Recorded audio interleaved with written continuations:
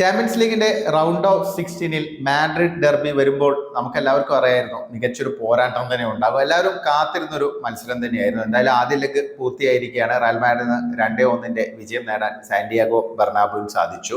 Atletico മാഡ്രിഡിനെ സംബന്ധിച്ച് നല്ലൊരു fight തന്നെ അവർ കൊടുത്തു. പക്ഷേ റയൽ മാഡ്രിഡിന് വിജയിക്കാൻ കഴിഞ്ഞു എന്നുള്ളതാണ് ഒരു യാഥാർത്ഥ്യം. ഇപ്പൊ രണ്ടാം ലെഗിലേക്ക് വരുമ്പോൾ നല്ലൊരു ഫൈറ്റ് തന്നെ നമുക്ക് പ്രതീക്ഷിക്കാൻ സാധിക്കും. കാരണം 2-1 ലീഡ് റയൽ മാഡ്രിഡിന് നേടാൻ സാധിച്ചെങ്കിൽ പോലും കാര്യങ്ങൾ അത്ര എളുപ്പമായിരിക്കില്ല. കാരണം അത്ലറ്റിക്കോ മാഡ്രിഡിനെ അവരുടെ ഹോം ഗ്രൗണ്ടായ വാൻഡ മെട്രോപൊളിറ്റാനോയിൽ നേരിടുക എന്നുള്ളത് വലിയ ഒരു വെല്ലുവിളി തന്നെയാണ്. പക്ഷേ അങ്ങനെയാണെങ്കിലും ഒരു ഗോളിന്റെ ഒരു അഡ്വാൻറ്റേജുമായിട്ടാണ് റയൽ മാഡ്രിഡ് അങ്ങോട്ട് വരുന്നത്. ഈ മത്സരത്തിൽ ശരിക്കും 3-1 റയൽ മാഡ്രിഡിന് വിജയിക്കാനുള്ള ഒരു സാധ്യത ഉണ്ടായിരുന്നു. അവസാന നിമിഷം കളിയുടെ സ്റ്റോപ്പേജ് ടൈമിൽ വിനീഷ്യസ് അത് സ്കോർ ചെയ്തിരുന്നെങ്കിൽ, എംബാപ്പയുടെ ആ പാസ് നിന്ന് ആ ചാൻസ് വിനീഷ്യസിന് കൺവേർട്ട് ചെയ്യാൻ സാധിച്ചിരുന്നെങ്കിൽ അത് റയൽ മാഡ്രിഡിന് കുറച്ചും കൂടെ ഗുണം ചെയ്യായിരുന്നു. കാരണം ഒരു 2 ഗോളിന്റെ ലീഡ് എന്ന് പറയുമ്പോൾ മികച്ചൊരു അഡ്വാൻറ്റേജ് ആയിരിക്കും. ആ ഒരു അഡ്വാൻറ്റേജ് ഇല്ല, പക്ഷെ എന്നാലും ഒരു സ്ലെൻഡർ അഡ്വാൻറ്റേജ് റയൽ മാഡ്രിഡിന് ഉണ്ട് എന്നുള്ളത് ഒരു വലിയ കാര്യം തന്നെയാണ്. പ്രത്യേകിച്ച് രണ്ടാം ലെഗ് അവിടെ നടക്കുന്നതുകൊണ്ട്, അത്ലറ്റിക്കോ മാഡ്രിഡിന്റെ ഗ്രൗണ്ടിൽ നടക്കുന്നത് കൊണ്ട് തന്നെ ഒരു അഡ്വാൻറ്റേജ് ഇല്ലാതെ ഒരു 1-1 എന്നുള്ള സമനിലയൊക്കെ ആണെങ്കിൽ കുറച്ചും കൂടെ പ്രഷർ റയൽ മാഡ്രിഡിന് ഉണ്ടാകും എന്നുള്ള കാര്യത്തിൽ സംശയമില്ല.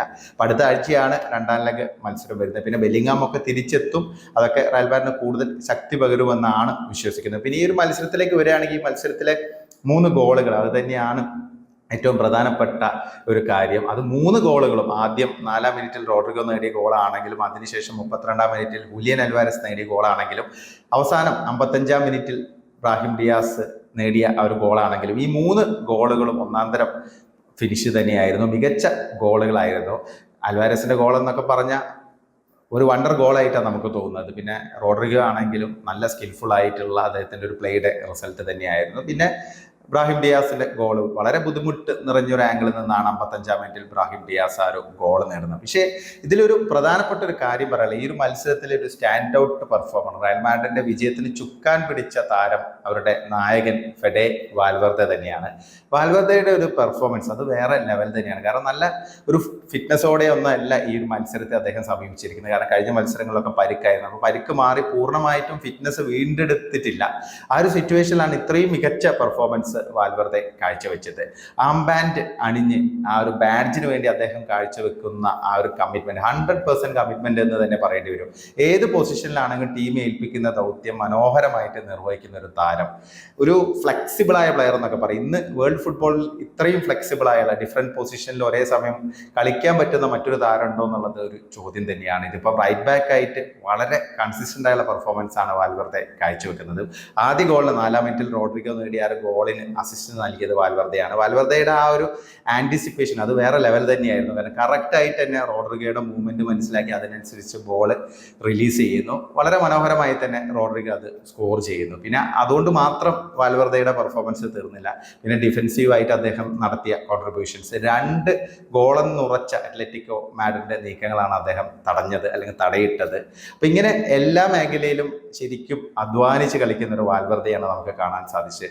ഒരുപാട് ടാക്കിളുകൾ ഉണ്ടായിരുന്നു. പിന്നെ അത് കൂടാതെ ക്ലിയറൻസസ്, ബ്ലോക്കുകൾ നിറഞ്ഞു കളിക്കുന്ന ഒരു വാൽവർദെ 82-ാം മിനിറ്റിൽ അവസാനം തീരെ നിവൃത്തിയില്ലാതെയാണ് വാൽവർദയെ മാറ്റി വാസ്കസിനെ കൊണ്ടുവന്നത്. അപ്പം കളിച്ച സമയം മുഴുവൻ ടീമിന് വേണ്ടി കറക്റ്റായിട്ട് ഗെയിം കൺട്രോൾ ചെയ്ത് കളിക്കുന്ന ഒരു വാൽവർദയാണ് നമുക്ക് കാണാൻ സാധിച്ചത്.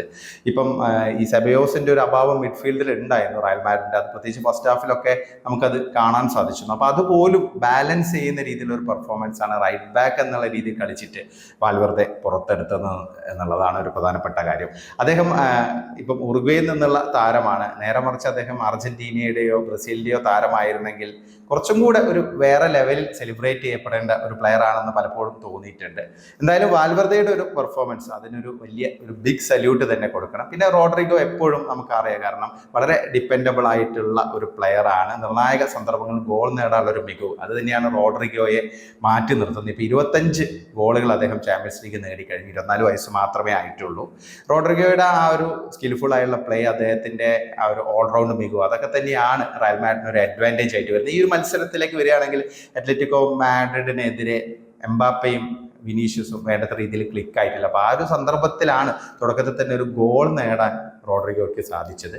ഇബ്രാഹിം ഡിയാസ് ആണെങ്കിലും അതും ഒരു മികച്ച രീതിയിലുള്ളൊരു ഗോളായിരുന്നു. വളരെ വൈറ്റലായുള്ള സിറ്റുവേഷനിലാണ് ഡിയാസ് ഗോൾ നേടിയത് എന്നുള്ളതും കൂടെ നമ്മൾ ഓർക്കണം. കാരണം അൽവാരസ് സ്കോർ ചെയ്ത് സ്കോർ 1-1 എന്നുള്ള രീതിയിൽ എത്തിയതിനു ശേഷം ഒരു 20 മിനിറ്റോളം അത്ലറ്റിക്കോ മാഡ്രിഡ് ശരിക്കും ഡൊമിനേറ്റ് ചെയ്തു. ബോൾ കൂടുതലായിട്ട് അവരുടെ കാലുകളിൽ തന്നെയായിരുന്നു. അവരെപ്പോൾ വേണമെങ്കിലും ഗോൾ അടിക്കും എന്നുള്ളൊരു പ്രതീതിയൊക്കെ സൃഷ്ടിച്ചിരുന്നു. ആ ഒരു ക്രിട്ടിക്കൽ ജങ്ചറിലാണ് 55-ാം മിനിറ്റിൽ റയൽ മാഡ്രിഡിനെ മത്സരത്തിലേക്ക് തിരികെ കൊണ്ടുവന്ന് ഡൊമിനേറ്റ് ചെയ്യുന്ന സിറ്റുവേഷനിലേക്ക് എത്തിച്ചത് ഇബ്രാഹിം ഡിയാസിന്റെ ആ ഒരു ഗോളായിരുന്നു. വളരെ ടഫായുള്ള ഒരു ആംഗിളിൽ നിന്നാണ് ഒരു മനോഹരമായുള്ള ഒരു ഡ്രിബ്ലിംഗ് പാടവത്തിൻ്റെ ഒരു എക്സാമ്പിൾ ആയിരുന്നു ആ ഒരു ഗോൾ. അപ്പോൾ ഇങ്ങനെ നോക്കുമ്പോൾ റയൽ മാഡ്രിഡ് ഒരുപാട് പോസിറ്റീവായുള്ള കാര്യമുണ്ട്. പിന്നെ മെൻഡിയുടെ ഭാഗത്ത് നിന്നും നല്ല പെർഫോമൻസ് ഉണ്ടായിരുന്നു. അപ്പോൾ എന്തായാലും കാര്യങ്ങൾ ഇനിയും എളുപ്പമല്ല. ഒരു അഡ്വാൻറ്റേജ് ഉണ്ട് റയൽ മാഡ്രിഡിന്, ആ കാര്യത്തിൽ സംശയമില്ല. പക്ഷെ അങ്ങനെയാണെങ്കിലും വാൻഡ മെട്രോപൊളിറ്റാനോ സിമിയോണയുടെ ടീം നല്ല ഫൈറ്റ് തന്നെ കൊടുക്കും എന്നുള്ള കാര്യത്തിൽ സംശയമില്ല. അപ്പോൾ എന്തായാലും നമുക്ക് അടുത്ത ആഴ്ചയ്ക്കായിട്ട് കാത്തിരിക്കാം. അടുത്ത ആഴ്ചയാണ് ഇനിയിപ്പം 2ാം ലെഗ് വരുന്നത്.